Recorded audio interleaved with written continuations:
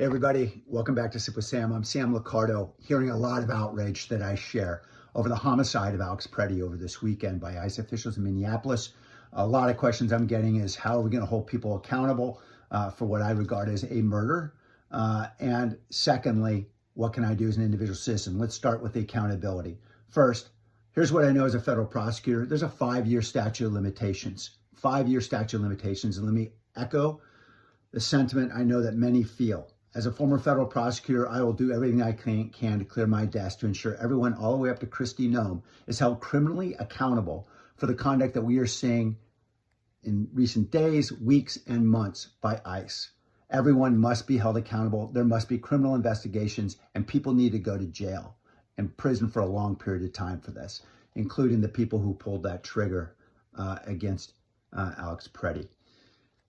That 5-year statute of limitations obviously exceeds the duration of Donald Trump's term.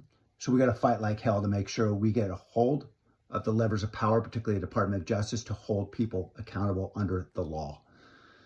Secondly, I have joined the impeachment resolution for Kristi Noem. Obviously, we don't expect to get any Republican votes for that, but we're going to continue to beat the drum as we're starting to see some groups, libertarian groups, NRA, other traditional Republican groups that are actually speaking out. We're going to keep pushing ahead.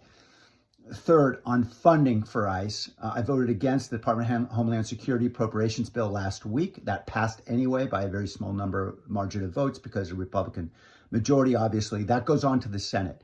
Now, we are pushing like hell to make sure our they do not get the 7 Democratic senators to support an appropriation for the Department of Homeland Security. That is critical. We need to have a united front, so please do communicate with your senator. I believe our senators are going to hold strong in California. The question happens, what happens in New Hampshire and other places where we know senators have folded.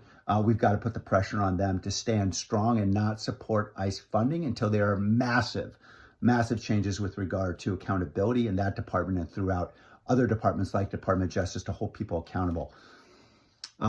In the meantime, people are asking me, what can I do? Well, what you can do is, first of all, if you want to support the many nonprofits that are out there, supporting those who are standing up for justice in various ways, they're helping with funding attorneys' fees and helping protesters who are facing all kinds of adversity.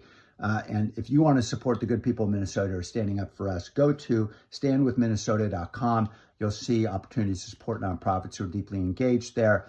And if you need to report illegal conduct by ICE officials here in the state of California, go to the Attorney General's website. This is State Attorney General, oag.ca.gov.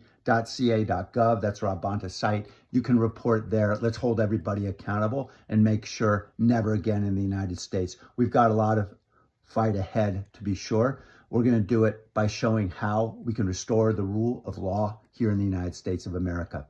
Thank you for joining me.